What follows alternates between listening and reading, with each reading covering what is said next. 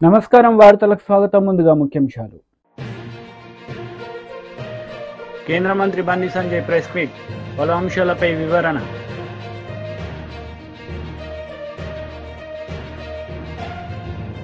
మాజీ విద్యాశాఖ మంత్రి బొత్స సత్యనారాయణ ప్రెస్ మీట్, పలు అంశాలపై వివరణ. బొత్స సత్యనారాయణ మీడియా సమావేశం నిర్వహించారు. ఈ సందర్భంగా పలు అంశాలపై ఆయన మాట్లాడారు. ఒక్కటే ఏ విజయనగరం పట్టణం మధ్యలో ఉందో అదిగో ఆటంకం ఉంది, ఈ దౌర్జన్యం ఉందని చేస్తే వేరు. ఒక మారుమూల గ్రామం, ధనాన్పేట గ్రామం, అంతకెళ్తే ఒక 5 సెంట్లో 10 సెంట్లో 5 సెంట్లు ఉంటుంది. ఒక నిజంగా వాళ్ళు ప్రభుత్వ స్థలంలో ఉంటే వాళ్ళు అర్హులైతే అంతేగాని వాళ్ళకి పొజిషన్ సర్టిఫికేట్ ఇచ్చి వాళ్ళకి తగలపరచని తప్పేముంది? వాళ్ళు అర్హుడు కాకపోతే నోటీస్ ఇచ్చి ఇది కాదురా బాబు అని అని చెప్పాలి. దేనికోసం ఇది? ఏం సాధిస్తామని మీరు రాజకీయాలు అంటే ఇలాంటివన్నీ కూడా జిల్లాలో కొత్త సంస్కృతిని తేవడానికి మరి ప్రయత్నం చేస్తున్నారా? ఆలోచించండి. నేను ఆ స్థానిక ఎమ్మెల్యేని కోరుతున్నాను, ఇది కరెక్ట్ కాదు. రాజకీయాల్లో కొత్త అవుతాయి, కొత్త వచ్చు మీరు, కానీ ప్రజా జీవితంలో ఎప్పటి నుంచో వ్యవహార జ్ఞానం తెలిసిన వ్యక్తులు మీరు. ఇలాంటి ప్రోత్సహించడం మాత్రం కరెక్ట్ కాదు. మన మనశ్శక్తిని మనం ఆలోచన చేసుకోవాలి. జిల్లాలో ఉన్న రాజకీయ నాయకులు అందరూ కూడా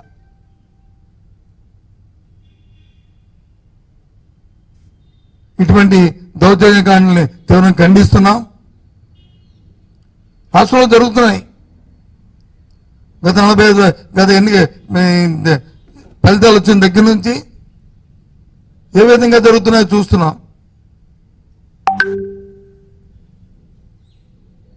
కానీ అలాంటి సాంప్రదాయాలు మన జిల్లాకు రాకూడదని ఎప్పటి నుంచో కోరుకుంటున్నాం. మాకు అవకాశం ఇచ్చిన, భగవంతుడు అవకాశం ఇచ్చిన దగ్గర నుంచి కూడా ఇలాంటివి ఎక్కడ కూడా దరిదాపులు కూడా రానికుండా చేశాం. మా దగ్గర కూడా వచ్చే కంప్లైంట్లు, ఏ వ్యక్తి అయితే ఇప్పుడు ఆ ఊర్లో కంప్లైంట్ పెట్టారో ఆ వ్యక్తులు ఆ గ్రామాల్లో చేసిన గత 20-30 సంవత్సరాల నుంచి ఏ విధంగా వాళ్ళు చేశారో అన్ని వాళ్ళ మనశ్శాస్త్రికి వాళ్ళకి తెలుసు. ఇప్పుడైనా ఎవరు పట్టాన్ని కొట్టడానికి కానీ, లేదా ఎవరి పైకాన్ని తీయడానికి కానీ, ఎవరు అవసరం ధ్వంసం చేయడానికి కానీ ఎప్పుడు ఆలోచన చేయలేదే. అవకాశం ఉన్నంత వరకు ఎదురుబడి సాయం చేయడానికి ఆలోచన చేస్తాం. రాజకీయం అంటే అది. ప్రజా జీవితంలో ఉన్న వాళ్ళు 10 శభాష అనిపించుకోవాలి. అలాగని నేను తప్పు నుంచి ఒత్తాసు పలకట్లే. పాపం నేను చూశాను, నాకు ఎవరో అబ్బాయి మేము చూడండి ఎంత దీనంగా అవునాదు వింటుంటే. ఎవరో విధంగా మీరు పర్మిషన్ ఇచ్చారు. ఒక కార్మిక జమానికి సంబంధించిన ఒక వ్యక్తిత్వాలకి ఇంటికి వచ్చి కూర్చోడానికి మీరు కలెక్టర్ గారు కదా ఒకసారి పిలిపించుకుని అబ్బాయిని నువ్వు రెస్పాన్స్ పర్సనే కదా, నువ్వు ఆలోచించు బాబు అని చెప్తే అయిపోయా.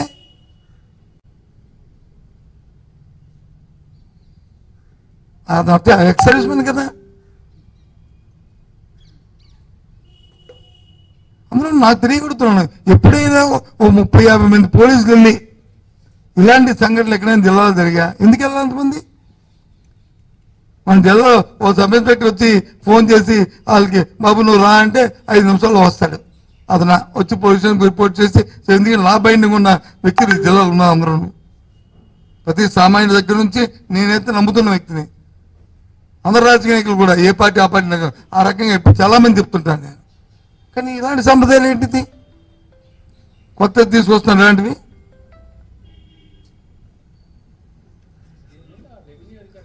రాత్రి అయితే పగలైతే రాత్రి వస్తుంది. దయచేసి అలాంటి సాంప్రదాయాలు మన జిల్లాలో రానివద్దు. కొద్దిగా సమయం పాటించండి. మన దృష్టికి ఏదైనా నాయకులు ఎన్నుకోబడిన నాయకుల దృష్టికి ఏదైనా వస్తే రాజకీయ కోణంతో పాటు రెండు మానవతా దృక్పథం కూడా ఆలోచన చేయండి. మన మానవులం, మనమేమి తిరుగుతున్న పక్షులను. BJP leader Bandi Sanjay press meet నిర్వహించారు. ఈ సందర్భంగా పలు అంశాలపై ఆయన మాట్లాడారు. రాష్ట్ర ప్రభుత్వం కూడా కేంద్రం యొక్క సహకారం తీసుకుంటాం ప్రధానమంత్రి ఆవాస్ యోజన కింద అని చెప్పి కూడా స్పష్టం చేయడం జరిగింది. దాంతోపాటు కేంద్ర పన్నుల రూపేణ ట్యాక్స్ డెవల్యూషన్ 26,216 కోట్లు, ట్యాక్స్ డెవల్యూషన్ 26,216 కోట్ల రూపాయలు, గ్రాంట్ ఇన్ ఎయిడ్ ద్వారా 21,075 కోట్ల రూపాయలు, ఎఫ్ఆర్బిఎంకు లోబడి 62,000 కోట్ల రుణాలు తెలంగాణకు ఇచ్చింది. మొత్తము 2,91,000 కోట్ల 2,91,000 కోట్ల రాష్ట్ర బడ్జెట్లో నిధులు అప్పుల రూపేణ కేంద్రం అంటే 2,91,000 రాష్ట్ర బడ్జెట్లో కేంద్రము 1,09,000 కోట్ల రూపాయలు నిధులుస్తున్నది.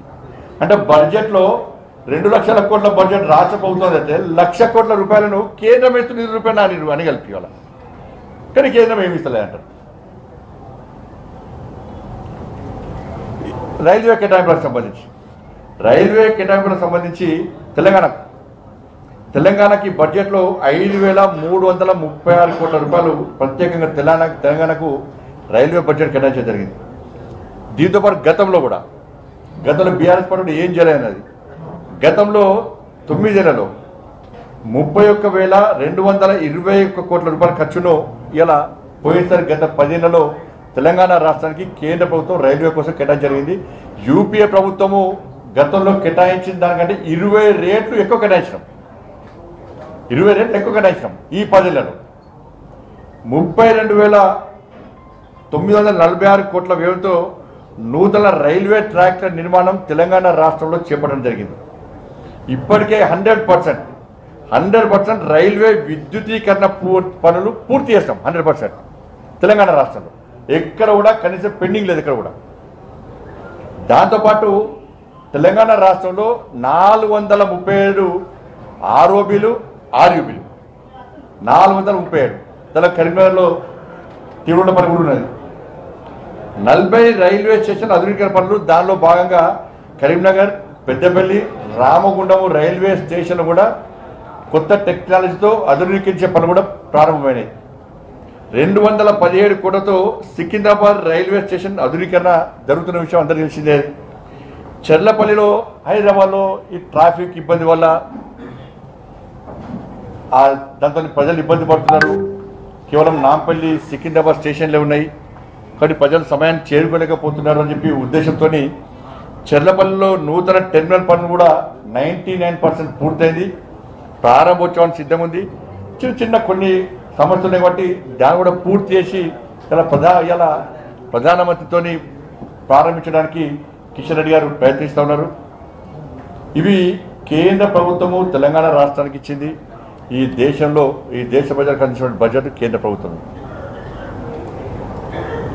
ఇవన్నీ వాళ్ళు అడుగుతూ ఏమంటారంటే లేదు 10 రూపాయన మేము ఇస్తాం కదా అంటారు. మరి కేంద్రం కూడా 10 రూపాయన ఇస్తారు కదా. ఇవాళ కేంద్రం కూడా 10 రూపాయన అనేక విభాగానికి సంబంధించి కానీ, సంక్షేమానికి సంబంధించి కానీ, అభివృద్ధికి సంబంధించి కానీ ఆ విభాగాలకు సంబంధించి నిధులు కేటాయిస్తున్న కేంద్ర ప్రభుత్వం కూడా. ఇవాళ 1,90,000 కోట్ల రూపాయల పైగా కేంద్ర నిధులు సమకూరిస్తే రాష్ట్ర బడ్జెట్లో కనీసము దాని గురించి ప్రస్తావన లేదు. ఇలా ఆర్థిక శాఖ మంత్రి గారే అయిపోయారు. ఆర్థిక శాఖ మంత్రి గారే క్లారిటీ ఇచ్చింది. అలా ఇవాళ జిఎస్టీ ఆదాయంలో 74%, జిఎస్టీ ఆదాయంలో తెలంగాణ వచ్చే జిఎస్టీ ఆదాయంలో 74% 3 రాష్ట్ర. వైసీపీ లీడర్ మీడియా సమావేశం నిర్వహించారు. ఈ సందర్భంగా పలు అంశాలపై ఆయన మాట్లాడారు. స్థానంలో ఉండేది సంస్కరణలే కాకుండా ఫీడ్బ్యాక్ నుంచి అంటే ప్రజలు ఇచ్చిన ఫీడ్బ్యాక్, పరిశ్రమ ఎవరైతే స్థాపించినారో వాళ్ళ ఫీడ్బ్యాక్, వ్యాపారస్తుల ఫీడ్బ్యాక్ నుంచి చూస్తే 1వ స్థానంలో ఉన్నారు. కానీ మీరు చెప్పే ప్రకారం అయితే అప్పట్లో ప్రగతి ఉంది, ఇప్పుడు లేదు అని అంటారు. ఎంత అన్యాయంగా చెప్తారండి అది. అదేవిధంగా డైవర్షన్ ఆఫ్ ఫండ్స్ త్రూ ఎంత అండి, ఇప్పుడు ఏ విధంగా డైవర్ట్ చేసినారండి? ఇప్పుడు లిక్కర్ ఏదైతే అమ్ముతామో ప్రభుత్వం లిక్కర్ సేల్స్ చేసినప్పుడు దాంట్లో ఒక 6-7 రకాల కాంపనెంట్స్ ఉంటాయి. ఒకటి లైసెన్స్ ఫీ, ఒకటి ఎక్సైజ్ డ్యూటీ, ఒకటి అడిషనల్ ఎక్సైజ్ డ్యూటీ, ఒకటి ప్రివిలేజ్ ఫీ, ఒకటి ఏఆర్ఈటీ, ఒకటి ఆర్ఈటీ, ఒకటి స్పెషల్ మార్జిన్, అదర్స్. అయితే ఇంతకుముందు తెలుగుదేశం ప్రభుత్వంలో రీటైల్ షాపులు ఉన్నప్పుడు లిక్కర్ సేల్స్ అన్నీ కూడా ఆ ఊర్లో ఉండే వాళ్ళు సిండికేట్ అయిపోయి వాళ్ళే తెలుగుదేశం వాళ్ళే లిక్కర్ షాప్ నడుపుతూ సిండికేట్ అయ్యి ఆ సిండికేట్లో భాగంగా ఎంఆర్పి ఏదైతే ఉందో అంతకంటే ఎక్కువ అమ్మేవాళ్ళు. అంటే ఉదాహరణకు ఒకవేళ బీర్ బాటిల్ ఒకటి 100 రూపాయలు అయితే ఒక 10 రూపాయలు 20 రూపాయలు వాళ్ళు సిండికేట్ చేసుకొని ఆ ఊర్లో ఎక్కువ అమ్మేవాళ్ళు. మా ప్రభుత్వం వచ్చిన తర్వాత ప్రభుత్వం ఎప్పుడైతే సేల్స్ స్టార్ట్ చేసిందో ఆ సేల్స్ స్టార్ట్ చేసిన తర్వాత ఆ అనాథరైజ్డ్గా అనధికారికంగా ఏదైతే ఎక్కువ రేట్ అమ్ముతున్నారో అందాజుగా అది ఎంత అని కనుక్కొని దాన్ని ఏఆర్ఈటీ, అంటే ఉదాహరణకు 100 రూపాయల బీర్ ఒకవేళ 110 రూపాయలు అమ్మే పాటైతే ఆ 10 రూపాయలు అనధికారికంగా ఏదైతే వసూలు చేస్తూ ఉన్నారో అది ఏఆర్ఈటీ అని పెట్టి ఆ ఏఆర్ఈటీ అడిషనల్ రీటైల్ ఎక్సైజ్ ట్యాక్స్ పెట్టి ఆ ఏఆర్ఈటీని ప్రభుత్వంకు సంబంధించిన స్టేట్ డెవలప్మెంట్ కార్పొరేషన్ యొక్క కార్పొరేషన్కు సంబంధించిన అప్పు దిద్దేదానికి ఎస్క్రో చేసి ఆ అప్పు కూడా ఏ విధంగా చేయడం జరిగింది, అది చట్టపరంగా అసెంబ్లీలో చట్టం చేసి చేయడం జరిగింది. ఆ అప్పు కూడా దేనికి, కేవలం 4, రైతు భరోసా, అదేవిధంగా ఆసరా, అదేవిధంగా చేయూత, అదేవిధంగా అమ్మఒడి, కేవలం 4 కార్యక్రమాలకు మాత్రమే. అంటే ఒక మందు సీసా అమ్మితే మందు సీసా మీద అనధికారికంగా ఎవరైతే సంపాదిస్తున్నారో అనధికారికంగా సంపాదనను అధికారికంగా తీసుకొని ఆ డబ్బులతో మాత్రమే ఈ 4 మంచి స్కీములు జరిగితే దాన్ని అన్యాయం అండి అని అన్నారు. మరి ఈరోజు మేధావులు కదా, మేధావులు అయితే మరి ఏ విధంగా మీరు 2 నెలలు అయినా కూడా ఇంచుమించు అదే సేల్స్ నడుపుతున్నారండి? ఎందుకు నడుపుతున్నారు అదే సేల్స్? అదేవిధంగా స్టేట్ ఫైనాన్షియల్ కార్పొరేషన్ ఏదైతే పెట్టినారో ఏమన్నారు, rerouting diversion of funds. Maritime board, Streenidhi, mineral development corporation, ఇటువంటివి ఎన్నో సంస్థలు. వాస్తవానికి ఈ సంస్థల్లో ఏవైతే డబ్బులు ఉన్నాయో ఆ డబ్బులన్నీ కూడా అవి బ్యాంకుల్లో పెట్టేవాళ్ళు, అవసరానికి మాత్రం వాడుకునేవాళ్ళు. బ్యాంకులు ఏదైతే పెడుతున్నారో ఆ బ్యాంకు బదులు స్టేట్ ఫైనాన్షియల్ కార్పొరేషన్ సర్వీసెస్ అని చెప్పి ఒక కంపెనీ ఫ్లోట్ చేసి, ప్రభుత్వ కంపెనీ, ఆ కంపెనీలోకి తీసుకొని ఆ బ్యాంకు కంటే కూడా 1.5% ఇంచుమించు ఎక్కువ వడ్డీ ఇస్తూ ఆ డబ్బులు ప్రభుత్వ ఖర్చులకు వాడడం జరిగింది. తప్పేముందండి దీంట్లో? ఏం తప్పుంది? అంటే బ్యాంకులో పెట్టినారు, బ్యాంకు బదులు 1.5%, 0.5% ఇంకా ఎక్కువ వడ్డీ ఇవ్వడం జరిగింది. అదే కంపెనీలోకి తీసుకోవడం జరిగింది. ఆ కంపెనీ ఏది? Under the companies act. అది ఎవరు? ఆర్బీఐ కింద ఉండే కంపెనీ. అది ఆడిట్ ఎవరు చేస్తున్నారు? సిఏజీ చేస్తుంది ఆడిట్. ఏ విధంగా దీన్ని తప్పంటున్నారు? దీనివల్ల చాలా చెల్లాచెదురు అయిందంట. ఎట్లయితుందండి చెల్లాచెదురు? ఇంకోటి, state spending beyond states resources, అంటే మన శక్తి కంటే ఎక్కువ ఖర్చు పెడుతున్నారు. ఎట్లయిందంటే ఇప్పుడు మీరు చెప్పారు కదా ఇంతకుముందు పేజ్ 30లో ఏమని చెప్పినారు మీరు? ఈ విధంగా చాలకొస్తున్నాయి డబ్బులు. మీరు చెప్పండి సమాధానం మీరే. అన్నిటికంటే ఎక్కువ జీతాలు భత్యాలు 90 చిల్లర వేల కోట్లు. అదే కదండి హైయెస్ట్. మీకు తెలిసే కదా జరిగింది. 42% పిఆర్సీ ఫిట్మెంట్ మీరు ఇచ్చిన తర్వాతనే కదా పెరిగిండేది. ఈరోజు నెక్స్ట్ 33,000 కోట్లు వెల్ఫేర్ పెన్షన్స్. మీకు తెలిసే కదా జరిగిండేది. మీరు మంచి అనుకున్నారో ఇంకోటి అనుకున్నారో మీరు చేసినారు. మీరు చేసడం వల్ల పెరిగింది, అయిపోయింది. మీరు చేసినారు, పెరిగింది. మళ్ళీ దానివల్ల మీరెందుకు బాధపడుతున్నారు? వేరే వాళ్లకు ఎందుకు ఆపాదేయాలని చూస్తున్నారు అనేది పాయింట్. అన్నిటికంటే ముఖ్యం అప్పు, రాష్ట్ర అప్పు. అసలు అప్పు గురించి చూస్తే అసలు ఎంత అన్యాయంగా అప్పు గురించి, ఎడాపెడా అప్పులు, పైగా ఓడి ఈనాడు, ఏమాత్రం తగ్గని రాష్ట్ర ప్రభుత్వ రుణాలు. మంచిది. అప్పులతో నెట్టుకొస్తున్నాం యనమల రామకృష్ణుడు గారు. అప్పులపై అబద్ధాలు, ఏబిఎన్ ఆంధ్రజ్యోతి. కొత్తగా ఇంకొక 1000 కోట్ల అప్పు. అబ్బా, అప్పుల్లో సరికొత్త రికార్డు. అబ్బా, ఇదెవరు? ఈనాడు. మరో 1000 కోట్లు అప్పు. ఈనాడు. 3000 కోట్లు. టీడీపీ లీడర్ మీడియా సమావేశం నిర్వహించారు. ఈ సందర్భంగా పలు అంశాలపై ఆయన మాట్లాడారు. ప్రభుత్వమే కారణం దీనికి. ఇంత దారుణమైనటువంటి స్థితికి ఈ యొక్క ఆర్థిక వ్యవస్థను తీసుకొచ్చినటువంటి ప్రధానమైనటువంటి నాయకుడు ఎవరంటే జగన్మోహన్ రెడ్డి. సరే, అప్పులు అనేటువంటిది సాధారణంగా చేస్తూ ఉంటారు, ఏ గవర్నమెంట్ అయినా చేస్తూ ఉంటారు. పంజాబ్ చేసింది, కేరళ చేసింది, అన్ని గవర్నమెంట్లు చేస్తారు. మనం 3rd highest borrowing state. First Punjab, తర్వాత కేరళ, ఇవి ఉన్నాయి. తర్వాత అయితే వాటితో పోల్చి చూసుకుంటే వాళ్ళు అప్పు తెచ్చారు, డెవలప్మెంట్ చేశారు. ఉదాహరణకి మీకు కేరళలో sustainable development goals number 1 place.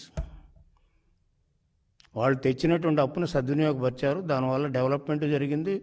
అదేవిధంగా పేదరికానికి సంబంధించినటువంటి 17 కేటగిరీస్ ఏవైతే ఉన్నాయో సస్టైనబుల్ డెవలప్మెంట్ గోల్స్లో అవి కూడా డెవలప్ చేశారు.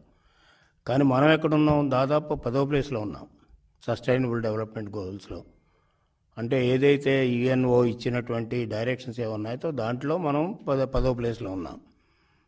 మనతో సమానంగా అప్పు తెచ్చిన వాళ్ళము నెంబర్ 1, నెంబర్ 2 ప్లేస్లో ఉన్నారు. మాజీ మంత్రి హరీష్ రావు ప్రెస్ మీట్, పలు అంశాలపై వివరణ. అదేవిధంగా మీకు చూస్తే క్యాపిటల్ ఎక్స్పెండిచర్ కూడా 10th ప్లేస్. మాజీ ఎమ్మెల్యే జగ్గారెడ్డి ప్రెస్ మీట్, పలు అంశాలపై వివరణ. క్యాపిటల్ అవుట్లే పేరుకి క్యాపిటల్ ఎక్స్పెండిచర్ను ఒక హ్యాట్ చూపిస్తారు. టీడీపీ లీడర్ ప్రెస్ మీట్, పలు అంశాలపై వివరణ. ఒకటి లోన్స్ రీపేమెంట్ ఉంటుంది దాంట్లో కూడా.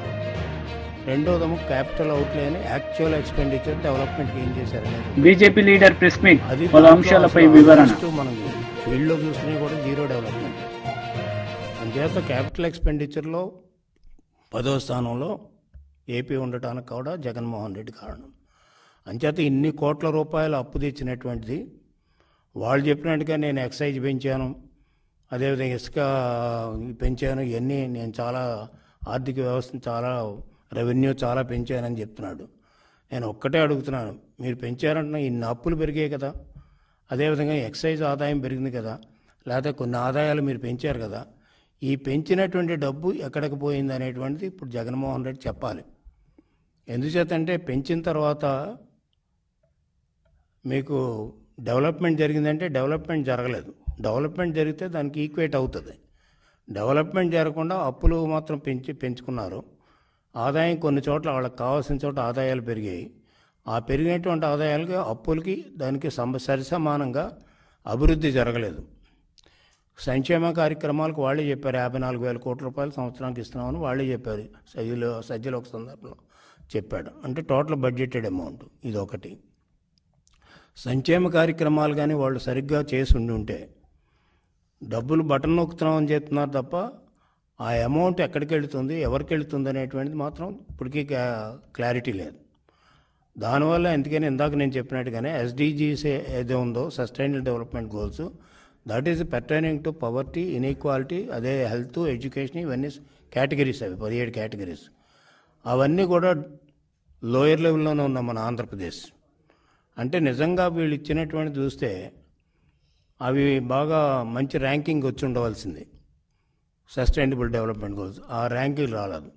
రెండోది ఈ రోజు రిపోర్ట్స్ అన్నీ కూడా చాలా రిపోర్ట్ చెప్తున్నాయి పేదరికం పెరిగింది అనేటువంటి రిపోర్ట్ జరుగుతున్నాయి. అదేవిధంగా ఇన్ఈక్వాలిటీస్, అసమానతలు పెరిగాయి, ఆర్థిక అసమానతలు పెరిగాయి అంటున్నారు. మనం చెప్పేది కదా ఇంటర్నేషనల్ రిపోర్ట్స్ ఇవన్నీ కూడా మల్టీ డైమెన్షనల్ పవర్టీ రిపోర్ట్లు ఇవన్నీ కూడా ఉన్నాయి, ఆక్స్ఫర్డ్ యూనివర్సిటీ వాళ్ళు చేసాయి. ఈ రిపోర్ట్లో అన్నీ కూడా చూస్తే పేదరికం పెరిగింది అంటే గ్రోత్లో వాళ్ళు తగ్గినట్టు చూపించవచ్చు, కానీ నెంబర్ ఆఫ్ పర్సన్స్ పెరుగుతున్నారు, పేదరికం పెరుగుతుంది, అదేవిధంగా అసమానతలు పెరుగుతున్నాయి. మరి నిజంగా నువ్వు బటన్ నొక్కి వెల్ఫేర్ స్కీమ్స్ కానీ పక్కాగా చేసి ఉంటే పేదరికం ఎందుకు తగ్గలేదు? అదేవిధంగా ఇన్ఈక్వాలిటీ, అసమానతలు ఎందుకు తగ్గలేదు? అసమానతలు 10% అసమానతలు పెరిగాయి 5 yearsలో. పేదరికం దాదాపు మనం ఒకప్పుడు చూస్తే తెలుగుదేశం ప్రభుత్వం హయాంలో 2-3 ప్లేసుల్లో ఉండేవాళ్ళం. ఈనాడు దాదాపు 5వ ప్లేస్లోకి వచ్చింది.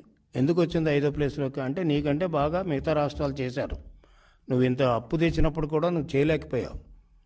దీనికి సమాధానం చెప్పాలి. అదేవిధంగా చూస్తే మీకు ఈ రకమైనటువంటి అప్పులు తీసుకొచ్చి ఈరోజు నేను అప్పులు చేయలేదు, 7 లక్షల పైకి చిలుకు మాత్రమే నేను మాది అప్పు మీరు ఎక్కువ చూపిస్తున్నారు అన్నప్పుడు are you ready for debate even on the floor of the house?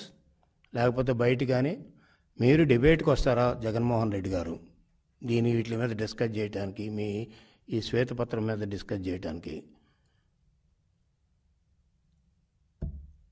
అని ఛాలెంజ్ చేస్తున్నాను. అదొకటి. రెండవది వచ్చేటప్పుడు మీరు చూస్తే వీళ్ళు చేసినటువంటి కార్యక్రమాలు ఎకానమీకి వెళ్తే, ఎకానమీలో మీరు చూస్తే నేను ఇంతకుముందు కూడా పేపర్ రిలీజ్ చేశాను, ఇవన్నీ ఎక్కడి నుంచే తేలేదు. వైసీపీ లీడర్ మీడియా సమావేశం నిర్వహించారు. ఈ సందర్భంగా పలు అంశాలపై ఆయన మాట్లాడారు. శక్తి లేదంటే శక్తిలో ఏమి ఇబ్బంది లేదు, శక్తి ఉంది, యుక్తి ఉంది. ఆ యుక్తి పనిచేసింది కాబట్టి శక్తి బలహీన పడిపోయింది. డబ్బులు కొట్టాలనేటువంటి యుక్తి ఎప్పుడైతే సోమిరెడ్డికి పనిచేసిందో సోమిరెడ్డి శక్తి బలహీనం అయిపోయింది. యుక్తి శక్తి లేనోడు కాదు, రెండు ఉన్నాయి. ఆ శక్తి బలహీన పడిపోవడానికి యుక్తి కారణం, డబ్బులు పడిపోయింది. కాబట్టి అక్కడ సంబంధించినటువంటి దాంట్లో అందుకనే నేను చెప్పేది ఏంటంటే చంద్రబాబు నాయుడు గారు మాటలు చెప్పడం మాని నేను చెప్పినటువంటి డిస్టిలరీస్ మీద ఎంక్వైరీ చేయించి, నేను చెప్పినటువంటి కంటైనర్ టెర్మినల్ మీద విచారణ చేయించి, నేను చెప్పినటువంటి మీ వాళ్ళు చేసే దౌర్జన్యాలు, బలవంతపు వస్తువులు ఏదైతే ఉన్నాయో కంపెనీలకు సంబంధించి వాటి మీద విచారణ చేయించి, అదేవిధంగా ఫ్లై యాష్ బల్కర్ల మీద విచారణ చేయించి, శాండ్కి క్వారీకి సంబంధించి గ్రావెల్కి సంబంధించినటువంటి క్వారీల మీద విచారణ చేయించి, లేఅవుట్ల దగ్గర డబ్బులు ఎమ్మకొట్టుడు కొట్టి వాళ్ళని బ్లాక్మెయిల్ చేసి ఇబ్బందులు పెడుతున్నట్టు దాని మీద విచారణ చేయించి. కాబట్టి ఈ పోరాట యోధుడు ధర్మల్ విద్యుత్ కేంద్రాలకు సంబంధించి పోయాడు. ఆ ధర్మల్ విద్యుత్ కేంద్రాలకు పాపం అందరూ ఏదో కమ్యూనిస్టులు అందరూ కలిసి చేస్తున్నారు పోరాటం. పెద్ద జెండా ఎత్తకపోయాడు. వాళ్ళు మన ఎన్ని చిన్న చిన్న జెండాలు కదా అని ఆ జెండాలని తీసుకొచ్చి ఈ జెండా, ఈ పాపం సోమిరెడ్డి పెద్ద జెండా కదా అని సోమిరెడ్డి జెండా నీడలో పెట్టారు. వాళ్ళు మొత్తం తీసిపోయి వాళ్ళ దగ్గర కూర్చొని అమ్మకు నూకేడు, అమ్మి క్యాష్ చేసుకున్నాడు. ఇప్పుడు ఎప్పుడో చెప్పాడు సారా ఉద్యమం అని. అప్పుడు నీకింత పనితనం ఉందని ఎవరు గుర్తించుంటే ఆ రోజే బేర సారాలు జరిగి సారా ఉద్యమాన్ని కూడా ఎవరు ఒక లెక్కర కాంట్రాక్టర్కి అమ్మ ఉండేవాడు నువ్వు. ఆ రోజుకి నీలో ఇంత పరిణితి, ఇంత శక్తి, ఇంత యుక్తి, ఇంత చావ, ఇంత కండబలం, ఇంత గుండె బలం ఉన్నాయనేటువంటిది తెలియలే పాపం. నిన్ను ఎవరు కనిపెట్టలేకపోయారు. ఎందుకంటే రాజకీయాల్లోకి రాలేదు కదా, అప్పటికి నీ ప్రావీణ్యం ప్రజలకు తెలియదు కాబట్టి, వాళ్ళు ఎవరు ముందుకు రాలేదు కాబట్టి పాపం నువ్వు ఆ రోజు దాని ఏదో ఉద్యమాన్ని ముందు పెట్టి నడిపించావు. లేకపోతే దాన్నే ఆమోగ నూకుండేవాడు, దాన్నే ఎమ్మేసి ఉండేవాడు. ఇది సారా ఉద్యమంతోనే నీ అమ్ముడు కార్యక్రమం ప్రారంభమైండేది ఈ జిల్లాలో.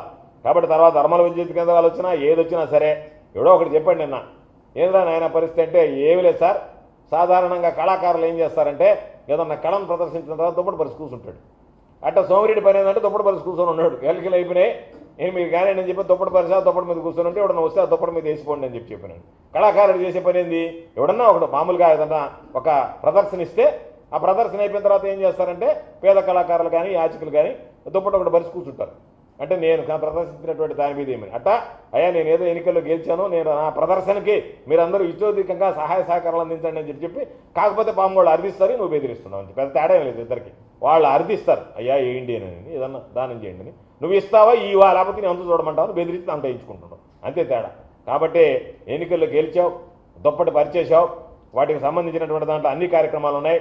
కాబట్టి నీకు కానీ తెలుగుదేశం పార్టీకి కానీ చంద్రబాబు నాయుడుకి కానీ చిత్తశుద్ధి ఉంటే నేను ఈరోజు ఆరోపించినటువంటి అంశాల మీద విచారణ చేయించి దీంట్లో ఎందుకంటే ఈరోజు నీ ప్రభుత్వం ఉండొచ్చు, రేపు ప్రభుత్వం మారచ్చు. గతంలో కూడా నువ్వు చేసినటువంటి ఇబ్బందులకి ఆ రోజు నీరు చెట్టు కింద నువ్వు దోచుకున్నావు. ఏ విధంగా దోచుకున్నావో నాకు తెలుసు. ఎందుకంటే నీకు ఇచ్చింది మాన్యువల్ రేట్, నువ్వు చేసింది మిషన్లతో. తెలిసిన తర్వాత తెలియనటువంటి వాడు కాదు, నీలాగా పెద్ద చదువు చదువుకొని చీఫ్ ఇంజనీర్ స్థాయి అవుతుందా, నేను ఏదో మామూలుగా బీటెక్ చదువుకున్నటువంటి సివిల్ ఇంజనీర్ నేను. కాబట్టి నాకు అంత మాత్రం తెలియకపోలే. కాకపోతే ఆ కాగితాలన్నీ తీసుకొస్తే ఉద్యోగస్తులు నా దగ్గరికి వచ్చి సార్ ఏదో చెప్పారు చేశాం పొరపాటు, ఈరోజు మేము దానివల్ల లబ్ధి పొందింది ఏమి లేదు, మా చేత చేయించారు లబ్ధి పొందాం, ఈరోజు మీరు దీని మీద చర్యలు తీసుకుంటే మా కుటుంబాలు వీధిని పడతాయంటే ఆ ఉద్యోగుల శ్రేయస్సును చూసి ఆ ఉద్యోగస్తుల ముఖం చూసి ఒక్క దాని మీద కూడా ఎంక్వైరీ వేయించలేదు. ఆ రోజు నువ్వు దోచుకున్నావు, నీరు చెట్టు మీద నిన్ను గతంలో చెప్పాం, కానీ ఎందుకు విచారణ వేయించలేదు అంటే వాళ్ళ పాపం ఆ ఉద్యోగస్తుల ముఖం చూసి విచారణ చేయించలేదు. అందుకని ఈరోజు మరలా ఉద్యోగస్తులు ముందుగానే చెప్తున్నాం ఇటువంటి వార్తలు ముగించే ముందు ముఖ్యాంశాలు మరోసారి. కేంద్ర మంత్రి బండి సంజయ్ ప్రెస్ మీట్, పలు అంశాలపై వివరణ.